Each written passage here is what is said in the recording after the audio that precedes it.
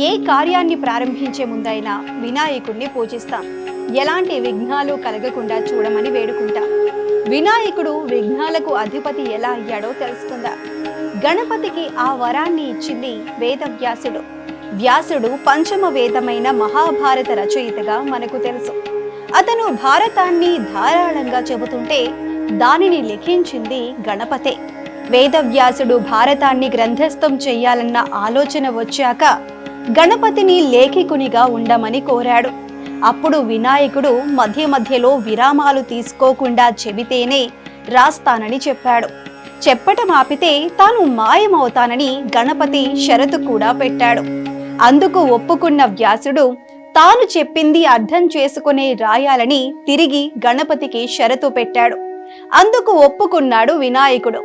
ఇలా ఇరువురు సరస్వతీ నదీ తీరాన మహాభారత రచనకు ఉపక్రమించారు. వ్యాసుడు ఆగకుండా శ్లోకాల్ని చెబుతుంటే గణపతి రాశాడు. అలా సరస్వతి నదీ తీరాన మహాభారత రచన మొదలైంది. వ్యాసుడు ప్రతి 100 శ్లోకాల మధ్యలో అతి కఠినమైనవి చెబుతుండేవాడు.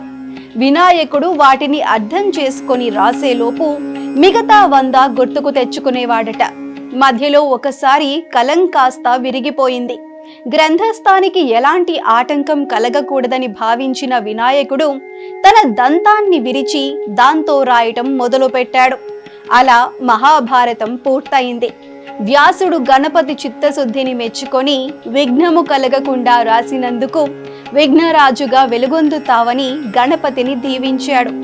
చివర్లో మరో 10 శ్లోకాలు చెప్పాల్సి ఉండగా అనుకోకుండా వ్యాసుడి కవిత్వ ధార ఆగిపోయింది. నిబంధన ప్రకారం వినాయకుడు మాయమయ్యాడు. అయితే తన రచన అసంపూర్తిగా మిగిలిపోయిందని వ్యాసుడు బాధపడ్డాడు. ఇక తానే పూర్తి చేద్దామని తాళపత్రాలు తీసి చూస్తే ఆయన చెప్పాల్సిన 10 శ్లోకాలు కూడా వినాయకుడు రాసేశాడు. అంటే ఆ శ్లోకాలన్నీ విఘ్నాధిపతికి ముందే తెలుసునన్నమాట. ఈ సందర్భంగా వ్యాసుడు బొజ్జ గణపయ్యను ఇలా దీవించాడు.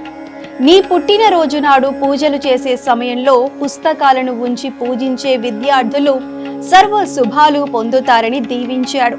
వారికి సకల విద్యలు అబ్బుతాయని ఆశీర్వదించాడు.